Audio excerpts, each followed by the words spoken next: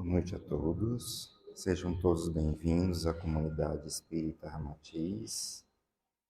Neste momento nós convidamos todas as pessoas a procurarem entrar em sintonia com as energias desta casa, inspirando o ar profundamente, soltando bem devagar, inspirando mais uma vez, soltando o ar lentamente.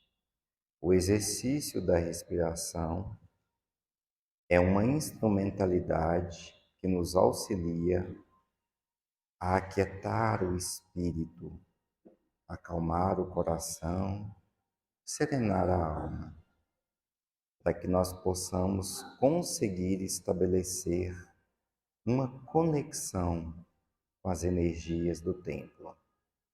Energias estas que já estão à nossa disposição desde o momento em que ingressamos nesta casa de oração.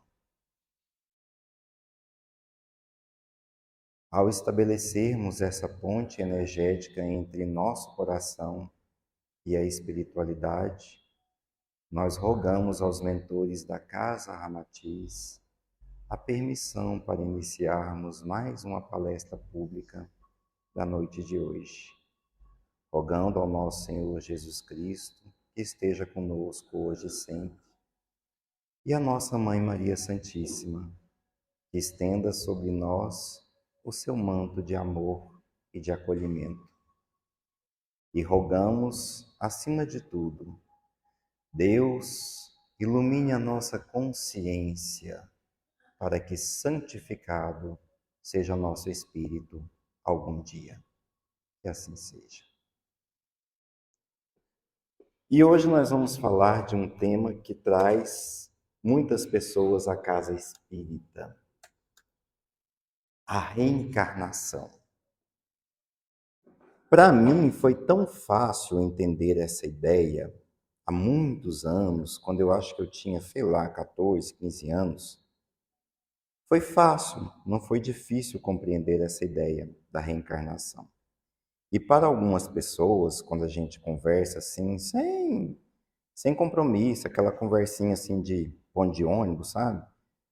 Para algumas pessoas parece uma ofensa você falar em reencarnação. Já viu?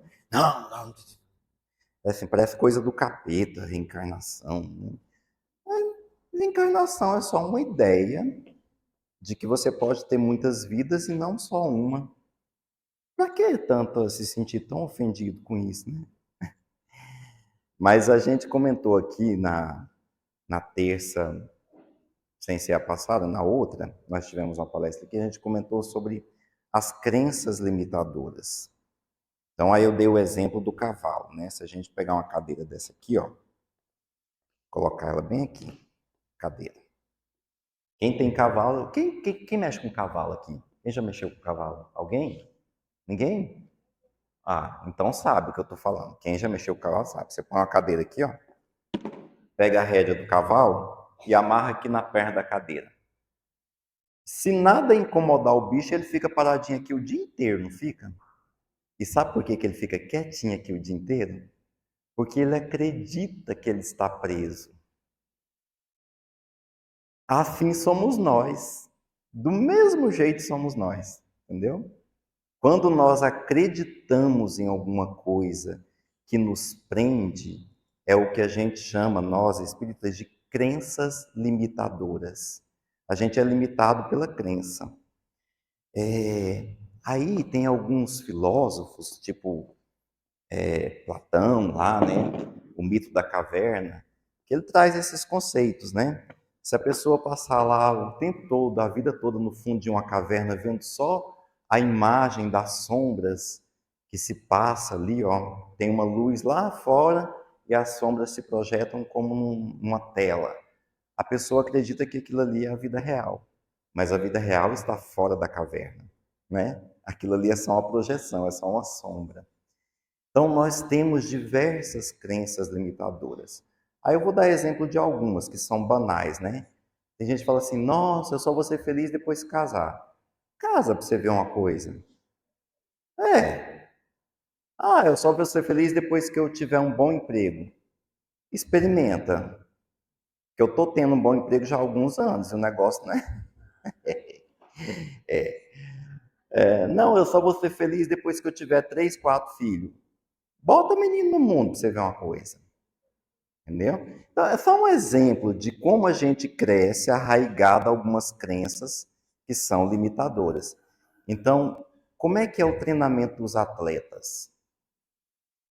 O treinador ou a treinadora está sempre mostrando para o atleta que ele pode passar um pouco além. Não, você foi até naquela cerquinha, você consegue ir até lá.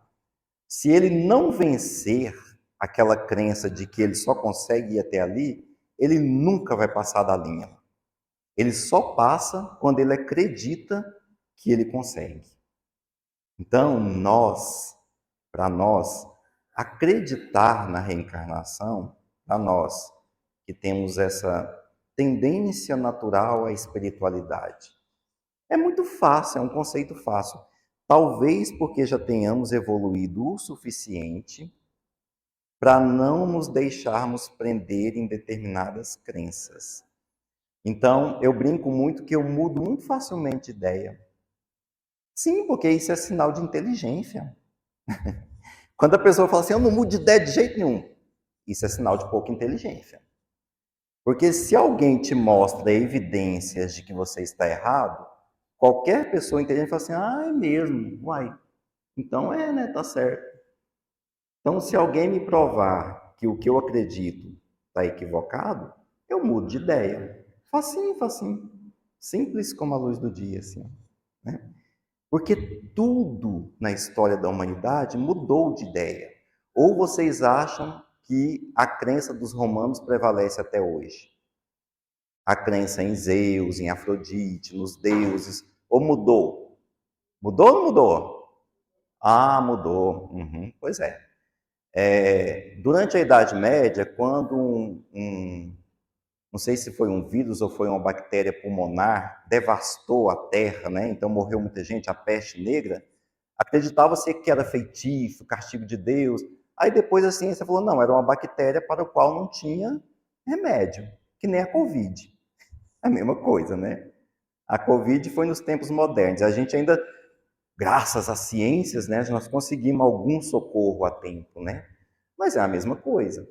Mas se você tivesse vivido lá na Idade Média, provavelmente você ia achar que era castigo de Deus, que era feitiço do povo, né? Os ingleses acreditavam que era feitiço dos franceses, os franceses acreditavam que era feitiço dos ingleses. Até que os dois perceberam que a peste estava na Inglaterra e na França, então era feitiço dos dois lados, né? Mas eu tenho que é uma crença limitadora. A pessoa que vivia lá na vilinha da França, ela acreditava que tinha sido um feitiço dos ingleses. Aí o inglês que vivia lá na vilinha na Escócia acreditava que tinha sido um feitiço dos franceses. Não tinha comunicação, não tinha internet, né? Crenças limitadoras. Aquela porta ali, ela gera tanta crença limitadora. Tranquilo, eu estou acostumado com essa porta aí. Então, a ideia da reencarnação para alguns causa repulsa, causa assim, ojeriza, causa uma rejeição imediata que a pessoa não quer nem falar sobre aquilo, né? Mas para mim, sempre me pareceu natural, porque desde pequeno eu via minha mãe parada olhando para as estrelas numa noite que não tinha nuvens. E aí eu ficava assim, o que você está vendo, mãe? Você está vendo uma estrela? Tá, o menino perguntando, né? Ela falou assim, meu filho, você já se perguntou, ela falou isso muitas vezes, você já se perguntou de onde nós viemos? Por que que nós estamos aqui? E para onde é que nós vamos? Aí eu ficava pensando na minha cabecinha de criança, né? Eu pensava, será que a gente veio das estrelas? Será que a gente vai voltar para lá? Ué, é isso mesmo. A verdade é essa mesmo. Nós vivemos num orbe, um planetinha azul, num cantinho de um sistema solar minúsculo, porque existem sistemas solares muito maiores, a ciência já mostrou para nós, né? O telescópio James Webb, o Hubble, já mostrou para nós a quantidade de sistemas solares muito maiores que o nosso, e a gente vive num minúsculozinho, pequenininho, num cantinho do universo. E os espíritos superiores, onde vivem? Onde vivem as almas evoluídas? Com certeza não é aqui nesse planetinha azul, né? Deve ser em outro lugar que não seja aqui. Porque aqui é ruim demais. Pelo menos do ponto de vista deles, né? Do ponto de vista deles, é a mesma coisa de você chegar assim na beira de um chiqueiro de porcos e dar uma olhadinha. A gente não gosta nem do cheiro, né? Pois é, assim são eles quando olham para nós. Assim. Acho que eles não gostam nem do cheiro. Né?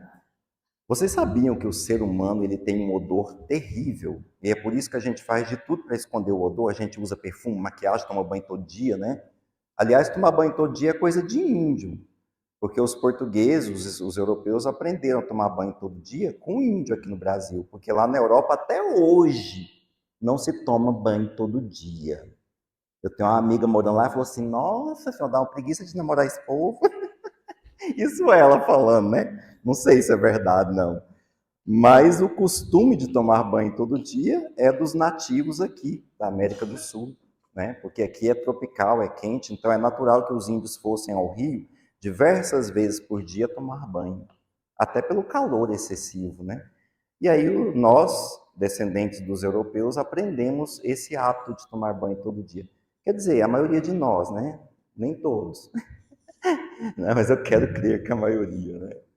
Então veja bem o que é uma crença limitadora. Para o europeu que chegou aqui naquela época, lá de Cabral, naquele período, ele achava que tomar banho todo dia desgasta a pele, não é necessário. É claro que é. Fica uma semana sem tomar banho para você ver. Começa a dar uns bichinhos assim, né?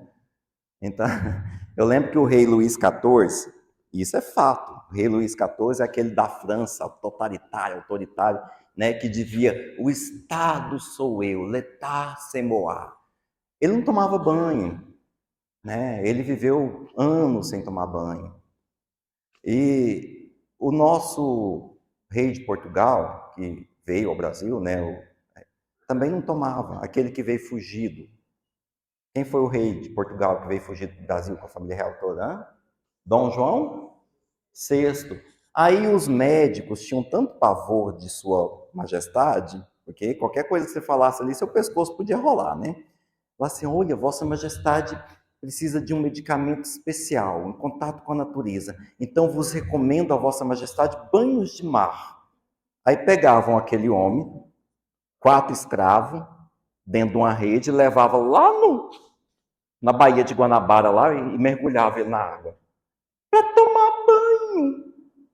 Tudo que o médico queria que ele tomava banho, porque ele tinha uma doença de pele por falta de banho. Então, são crenças limitadoras, né? Aí eu vos pergunto, a gente vai ver aqui mais na frente. Será mesmo que faz sentido a gente se apegar às crenças que nos limitam para não acreditar na reencarnação? Porque aí você vai ter um monte de crença, né? O dogmatismo religioso de outras religiões, aquilo que for incutindo na cabeça da gente desde pequeno, né? Para minha sorte, eu tive um pai que me ajudava muito a pensar, né? Então, quando chegava na época da Páscoa, meu pai falava assim: tinha coelho, né? A gente morava na zona rural. Fica olhando para esse coelho aí. A hora que esse coelho botar um ovo, você me avisa. Por sorte, eu tive um pai assim, que desde criança ele me ensinou a pensar. Pensa com a sua cabeça, moleque. A cabeça é sua, não dos outros. Ele falava para mim, né? Então eu sempre fui muito questionador, né? Era o terror da aula do catecismo. Uai, professora, mas se fala que só tinha Adão e Eva e eles tiveram 2 filhos homens, então da onde que veio o resto? A não ser que eles tenham coisado entre si, né? Só tinha uma mulher. Ah, vocês nunca se perguntaram isso, não? Eu sempre me perguntei, da onde que veio os outros, então? É muito simples, né? Mas vocês perceberam o quanto as coisas são colocadas na cabeça da gente desde pequenininho, que é só você pensar um pouquinho que você fala assim, opa, mas para lá, não é bem assim não, né? Essa história não é bem essa, né? Não é exatamente isso. Então, quando eu tive contato com o Espiritismo, acho que lá nos meus 13, 14 anos, para mim foi muito simples acatar a ideia de que poderia ter muitas vidas. Porque eu já me perguntava, falava assim, para que a gente está aqui? Por que eu nasci com esse corpo, com essa aparência, sendo que eu gostaria de ser outra coisa, de outro jeito, desde pequeno? Eu queria ser um Michael Phelps da vida, assim, sabe? Pensou? Elcio Aguiar, campeão mundial de natação. Só na próxima encarnação, né? Porque nessa já deu. Aí tem que ter outra, né? Já pensou? Não, aí tem que ter outra. Não é possível. Não é possível. Não é possível que eu tinha 4 anos de idade, estava ali no jardim da infância, e eu tinha um coleguinha cego. E me doía. Eu pensava assim, mas por que eu posso ver e ele não? E um dia eu perguntei ao meu pai, falei assim, por que o Flávio não vê, pai? Foi porque Deus quis? Meu pai era ateu, né? Ele falou assim, eu acho que Deus não tem nada a ver com isso, meu filho. Um ateu me deu essa resposta. Aí eu perguntei à professora do catecismo, ela falou assim, sim, foi porque Deus quis. Aí eu pensei comigo, mas que Deus ruim, hein? Deixou eu enxergar e o outro não. Ah, ô Deusinho ruim. Isso eu com 4 anos. Mas você não pensaria a mesma coisa, não? Foi Deus que quis. Então por que ele quis que eu enxergasse e o outro não? Eu tinha uma dó do Flavinho, tadinho. Aí eu ficava lá, segurando o bracinho dele, para cima e para baixo. E eu ficava pensando, mas por quê? Por que eu posso? Eu sou tão mais ruim que ele. E eu era mesmo muito mais ruim que ele. Nossa, vocês não imaginam. Vamos partir da lógica, a lógica aristotélica, né? E nós acreditamos, nessa casa ramatisiana, que mestre Ramatiz foi Aristóteles, lá no passado. A gente acredita que era ele mesmo, né? O dono da lógica e da razão. Aristóteles, filósofo grego, que viveu ali 384 a 322 a.C., foi o fundador da lógica. Ah, se não é o próprio Ramatiz, cadê ele? Ali. Tá. É muito comum todos os dias ouvirmos alguém falar que alguma coisa é lógica ou ilógica. Lógico, ai. Quantas vezes a gente fala isso, né? Porém, pouquíssimas pessoas sabem fazer isso com embasamento. Então vamos lá. A lógica é a única ferramenta que pode nos auxiliar em direção à verdade, ou o mais próximo possível dela, até porque a verdade pode ser um conceito relativo, depende do observador. Albert Einstein. Sem a lógica, ficaríamos reféns dos donos da verdade. Eu tenho pavor desse povo. Eu tenho pavor desse povo dono da verdade. Dos dogmas absolutos que não podem jamais ser questionados. Mas se a minha natureza é de questionar, eu tenho que ter pavor de quem não gosta de questionamento, né? Lógico. Consequência lógica, né? Então vamos à nossa análise lógica. Vamos fazer a seguinte pergunta: Deus é justo? Alguém discorda que sim? Eu acredito que sim. Então vamos pensar, vamos usar a lógica agora. Se Deus é justo, todos aqueles que acreditam na existência de um ser criador de todas as coisas admitem que ele é perfeito e possui todas as virtudes. Possui todas as virtudes. Seria, portanto, ilógico imaginar que Deus estaria sujeito às nossas imperfeições. Como os deuses antigos, os deuses gregos, egípcios, romanos, que eram todos deuses cheios de fúria, de vingança, né? Praticantes de incesto. Porque eram uns deuses sem vergonha, aquele povo lá, né?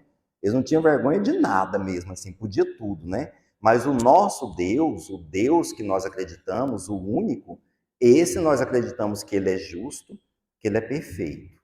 Ah, tá. Então vamos partir da lógica.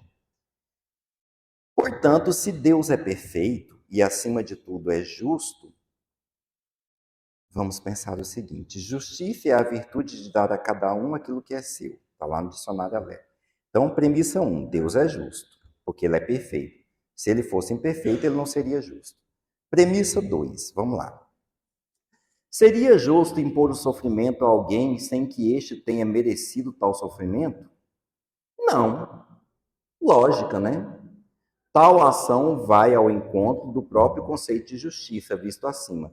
Não é justo impor sofrimento a um inocente. Todo mundo concorda com isso.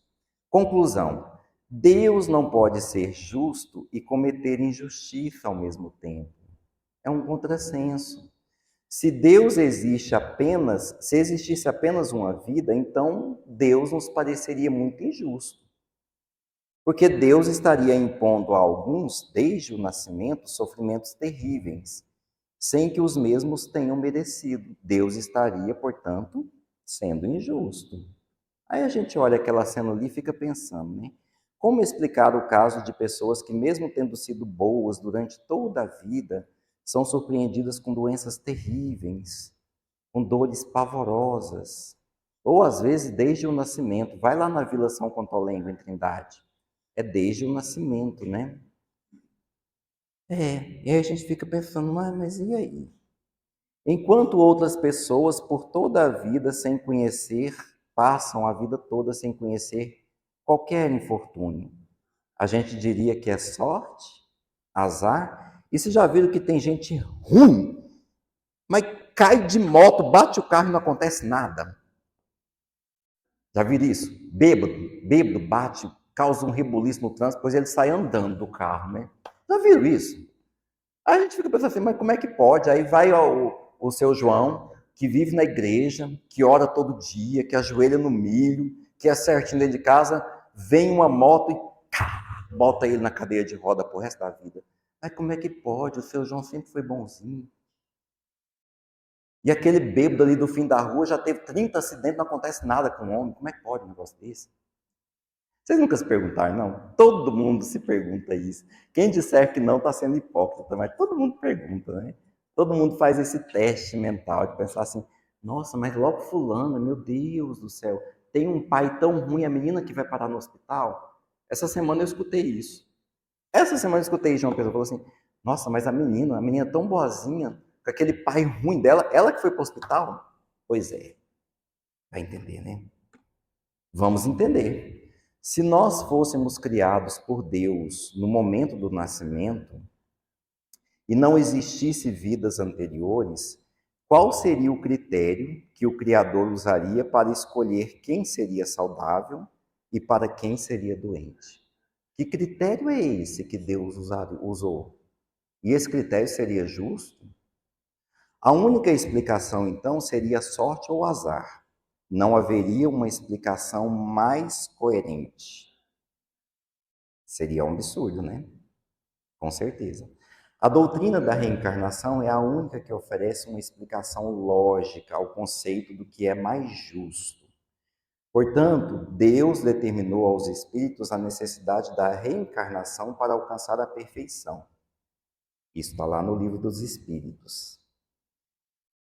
Deus criou as leis sábias e justas, que nós chamamos de leis cósmicas universais, que regem a harmonia de todo o universo.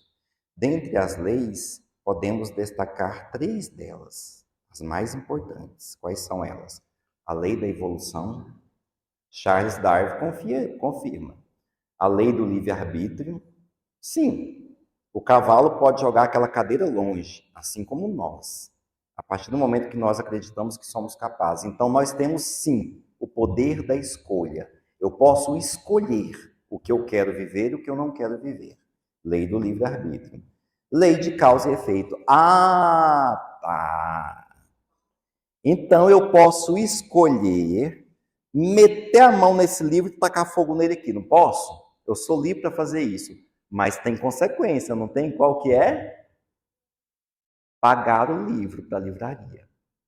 Eu tenho consciência para meter o pé no acelerador e bater meu carro assim no outro, que eu não gostei do jeito que ele olhou para mim. Mas tem consequência, não tem? Qual que vai ser? Pagar o seu prejuízo e o dele. E se não responder, um processo criminal, porque foi intencional, né? Lei de causa e efeito. Quando Allan Kardec perguntou aos espíritos, né, o que significa a lei de causa e efeito, os espíritos responderam: Procurai a causa de tudo que não encontrarem em vosso mundo e encontrareis a resposta. Não existe efeito sem causa. Se existe alguma coisa que não conseguem explicar, então é porque esta causa deve ser anterior e desconhecida. Desconhecida do momento atual. Ah, então agora fez sentido porque que o Flavinho não enxergava desde o nascimento. A causa não está nessa vida, está em outra vida passada. E aí eu pergunto, a doutrina ou a ideia, o conceito de reencarnação, ela é exclusiva da doutrina espírita?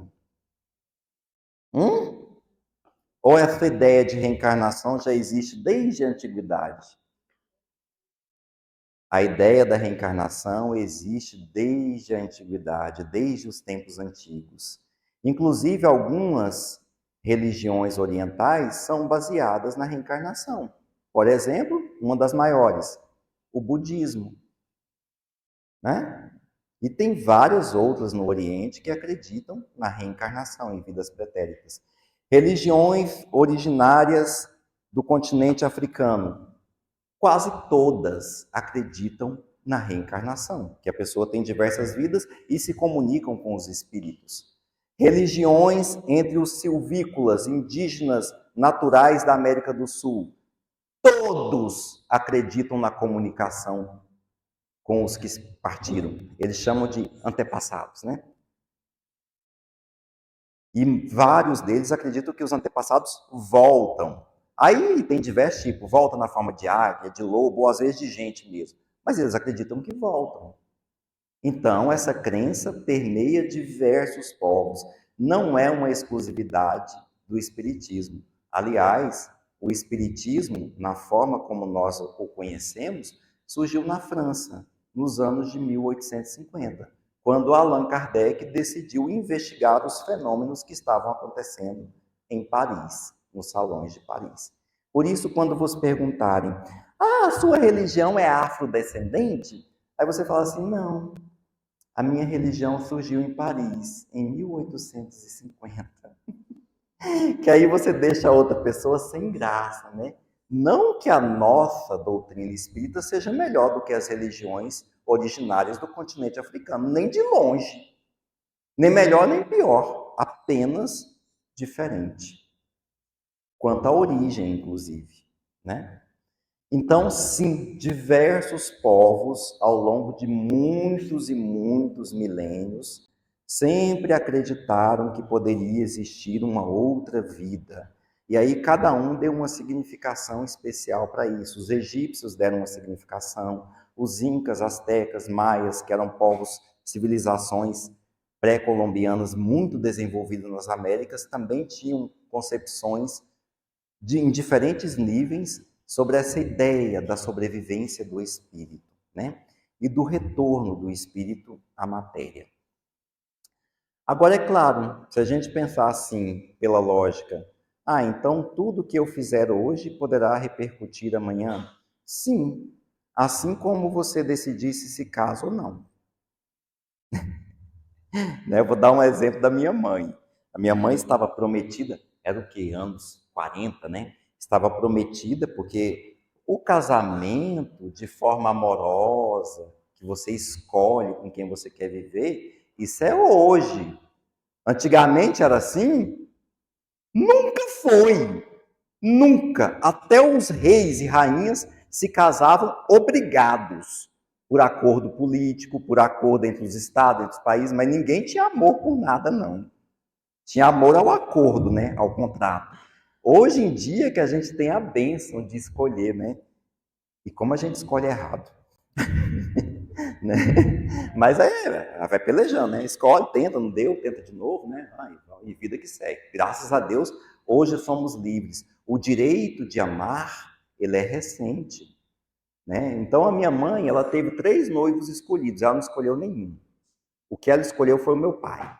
Né? Mas aí eu vou dizer o que é a consequência do livre-arbítrio. Teve um dos escolhidos que escolheram para ela que era rico. Aí até hoje, eu e meus irmãos, a gente faz graça. A gente fala assim, mas mãe, A senhora deixou nós passar tanta necessidade só por causa de uma escolha. Ela falou assim, foi, eu escolhi seu pai. Porque ela era uma mulher corajosa para os anos 40. Era daquelas que chegava assim, ela trabalhava como empacotadora numa fábrica de café. Aí sempre chegava antes do horário. Um dia ela chegou correndo, porque ia a pé naquela época, né?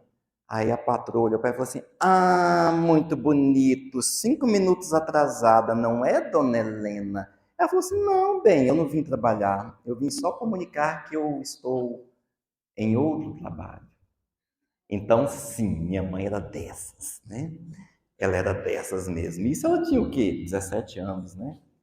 Então, o noivo que impuseram a ela morreu com a fotografia na cabeceira, 20 anos depois, olhando para ela.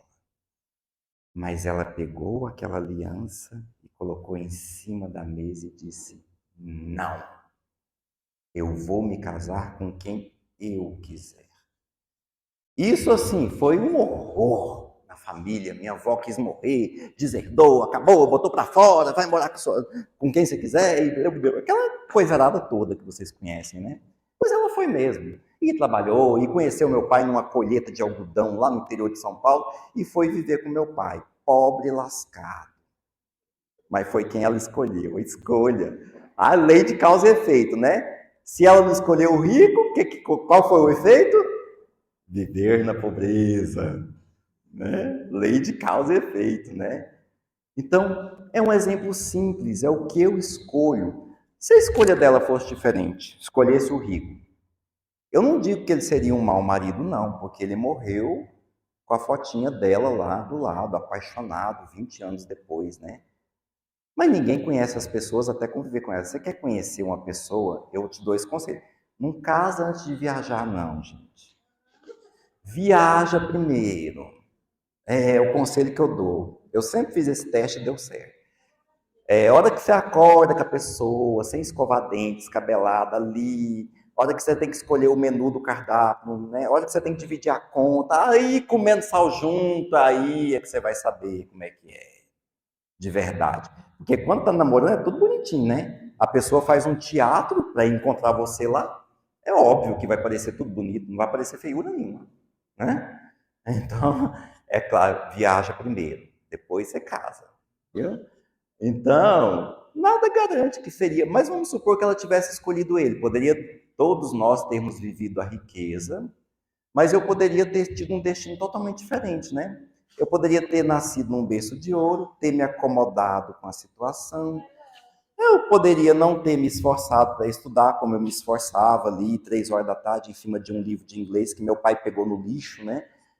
E poderia ser um bom vivão da vida hoje, né? Tá curtindo a vida e não dentro de uma casa espírita, talvez. Quem sabe? Consequência das escolhas da minha mãe? Não. Seria consequência das minhas escolhas. Mas quem sabe ela não teria sido infeliz ao lado daquele homem, né? Nunca saberemos. Talvez algum dia, quando desencarnarmos e nos encontrarmos todos. Quer dizer, ela já deve ter encontrado com os dois, né? Por lá. Eles já devem estar sabendo de como é que é o resultado dessa celeuma, né? Mas o fato é que ela escolheu meu pai. Ah, e ainda bem que ela escolheu meu pai, porque meu pai me fazia ver a verdade desde pequeno, né? Oh, beleza. Lei da evolução. Tudo no universo caminha para a evolução, seja no mundo mineral, vegetal, animal ou espiritual. Tudo evolui. Então, isso é um conceito básico da doutrina espírita. Se nós acreditamos em reencarnação, a ideia da reencarnação em si já traz consigo o efeito de que nós temos que evoluir. Porque não faz sentido você viver diversas vidas. Para quê? Para sofrer tudo de novo? Para amassar barro de novo? Não. Nós vivemos diversas vidas porque nós temos que evoluir. E aí a gente tem que se perguntar também o contrário, porque eu dei o exemplo negativo, de quando a pessoa tem uma limitação, uma dificuldade que não nos parece justo numa primeira análise, num primeiro momento, se não fosse por causas anteriores. E como é que você explica os superdotados? Um Mozart, um Ludwig van Beethoven da vida. Como é que você explica uma Catarina de Médici com aquela ruindade toda que ela tinha no coração? Como é que a gente explica esses gênios? Como é que você explica um Michael Phelps? Ah, mas o menino nada desde pequeno, tudo bem, mas a natureza ajudou, né? Porque o DNA dele, misericórdia. É ou não é verdade? Mozart tinha, sei lá, 7 anos. Você botava o menino diante de um piano, ele... coisa que o mestre que estava ali com 50 anos não dava conta de fazer. Como é que você explica? Como é que você explica um menino nascido e criado na favela da Rocinha, no Rio de Janeiro, que hoje em dia a gente nem fala mais favela, é comunidade, no meio de traficantes, num ambiente extremamente masculino, com pai traficante, brabo, brabo mesmo, aqueles homens brabo. E o menino desenhava croquis. Você sabe o que é isso? Eu estou falando uma história real. Você sabe o que é croquis? Quem sabe? Quem entende de moda? São aqueles desenhos de vestidos de moda, aqueles desenhos de roupa que os grandes estilistas trilionários de Paris, de Milão, fazem. Um menino de 7 anos de idade, nascido e criado entre traficantes, com um pai brabo daquele, que queria que ele fosse traficante como ele, desenhava croquis. Quando um agente francês viu os desenhos, falou assim, nossa, mas que estilista é esse? Aí disseram para ele assim, não é um estilista, isso é um menino de 7 anos de idade. Como é que você explica isso? Como que a gente explica um talento desse? Então foi Deus que deu? Ai, por que ele não deu para mim? Que aí a vida teria sido mais fácil. Ai, se eu tivesse desenhado um vestido daquele lá da Coco Chanel, né? Seria milionário hoje. Já pensou? Se eu fosse um estilista das grandes marcas? Ah, meu Deus do céu. Morar em Milão, né? Não. Por que Deus não deu talento para mim? Deu para ele, para aquele menino lá. Então Deus não seria justo. Então não é assim que funciona. Aquele garoto já tinha essa habilidade desenvolvida ao longo de muitas vidas. Assim como Ludwig van Beethoven já tinha a sua habilidade desenvolvida ao longo de muitas vidas. É por isso que com 7 anos ele pegava um piano e detonava, né? Essa minha habilidade de falar em público certamente não é a primeira vez, já devo ter sido político diversas vezes, pregador de igreja diversas vezes, para ter essa facilidade de falar hoje em dia. Então, não é desta vida, não foi treinada só aqui, vem de muito antes. Então, tanto as desgraças quanto as bênçãos nos levam a pensar de que não pode ser uma vida só, tem que ser mais de uma, necessariamente, né? Tem que ser mais de uma. A lei do livre-arbítrio, Deus cria os espíritos simples e ignorantes e dá a eles as mesmas condições iniciais para que atinjam a sua evolução. Porém, cada um tem o seu próprio livre-arbítrio, ou seja, o poder de escolher que caminhos deverá seguir. Deus não interfere nisso. Lei de causa e efeito. Ao fazermos nossas escolhas nesta vida, nós recebemos os resultados positivos ou negativos. Depende da escolha que nós fazemos. E nós temos que ter a maturidade de um adulto para aceitá-las e assumir as responsabilidades, e não a birrinha de uma criança, né? Ai, mas ela me deixou, mãe. Mas você botou um chifre na cabeça dela, meu filho. Lá em casa era desse jeito, sabe? Quando meu irmão tinha 17 anos, quando ele engravidou uma mulher 10 anos mais velha que ele. Aí ele chegou lá em casa, se sentindo homem, né? Aí meu pai, com aquelas perninhas cruzadas assim, balangando assim, ó, ele falou assim, ah, pois é, meu filho, né? Você foi homem para fazer uma criança, né? Então agora você vai ser homem para criar. Agora você vai sair daquela porta ali, logo agora, quando eu terminar de prosear com você. Vai procurar não um, mas 2 empregos, um de manhã e outro à tarde. Você vai alugar uma casa, vai botar sua mulher dentro, vai criar sua filha e vai cuidar da sua família. Porque você não quer ser homem? Então, esse é o papel de homem. E ele ainda disse o seguinte, aquele ditado antigo, quem pariu Mateus, que embale.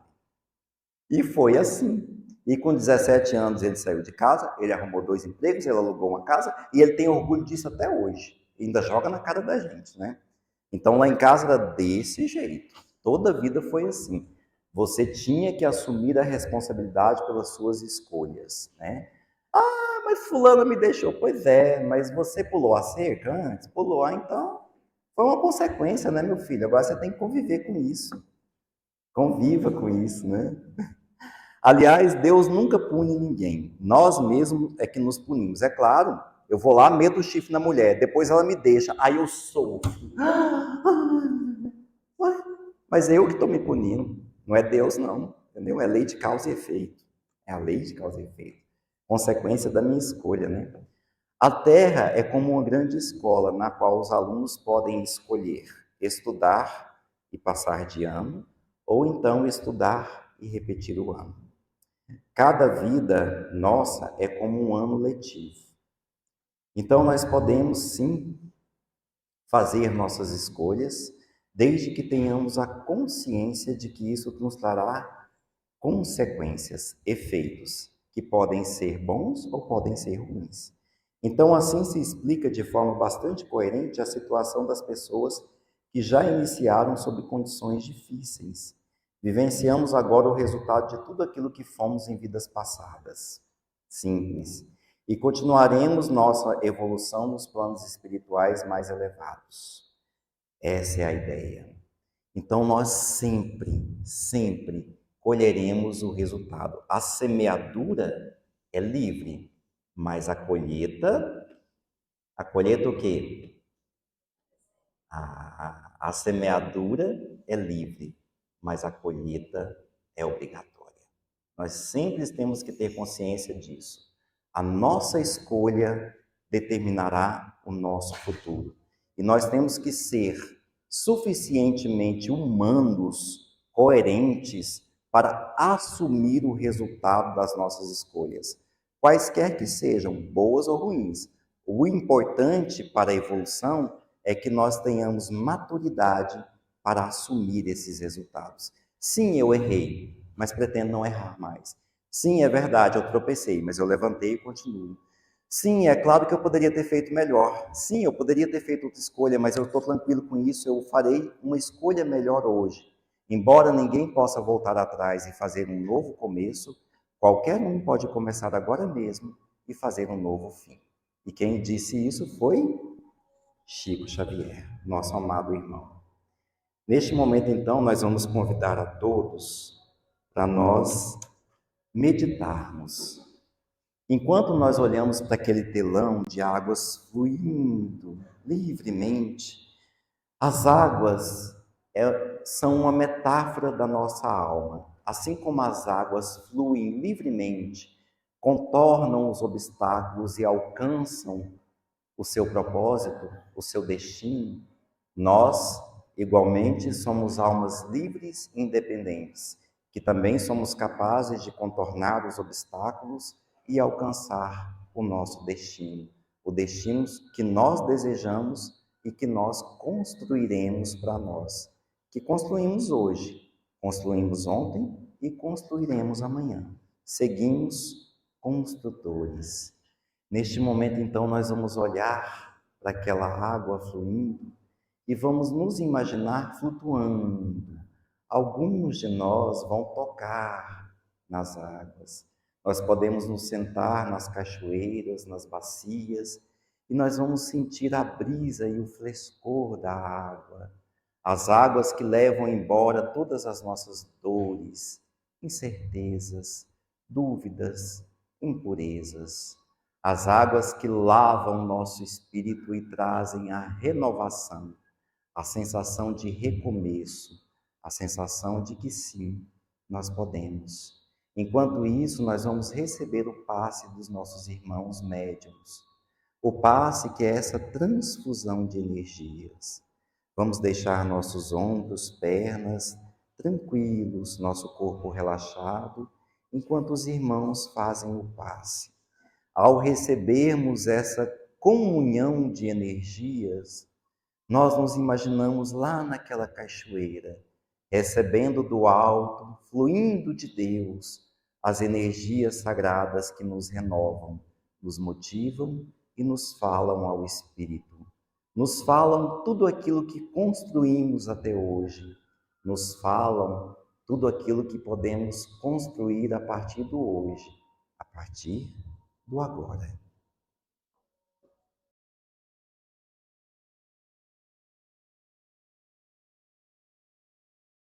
José Silvério Horta nos deixou um Pai Nosso diferente, um Pai Nosso sentido em cada frase pronunciada. Um Pai Nosso que diz assim: Pai Nosso que estais nos céus, na luz dos sóis infinitos, Pai de todos os aflitos neste mundo de escasséus. Santificado seja, meu Senhor, o teu nome sublime, que em todo o universo exprime ternura, concórdia e amor. Venha ao nosso coração o teu reino de bondade, de paz e de claridade na estrada da redenção. Cumpra-se o teu mandamento, que não vacila e nem erra, nos céus como em toda a terra, de luta e de sofrimento. Evita-nos, meu Senhor, todo o mal. Dá-nos o pão no caminho, feito na luz, no carinho do pão espiritual. Perdoa-nos, meu Senhor, os débitos tenebrosos de passados escabrosos, de iniquidades e de dor. Auxilia-nos também nos sentimentos cristãos, a amar nossos irmãos que ainda vivem tão distantes do bem. Com a proteção de Jesus, livra nossa alma do erro neste mundo de desterro distante da tua luz. Que a nossa ideal igreja seja o altar da caridade, onde se cumpra a vontade do teu sublime amor. Que assim seja. Muito obrigado a todos pela atenção. Boa noite.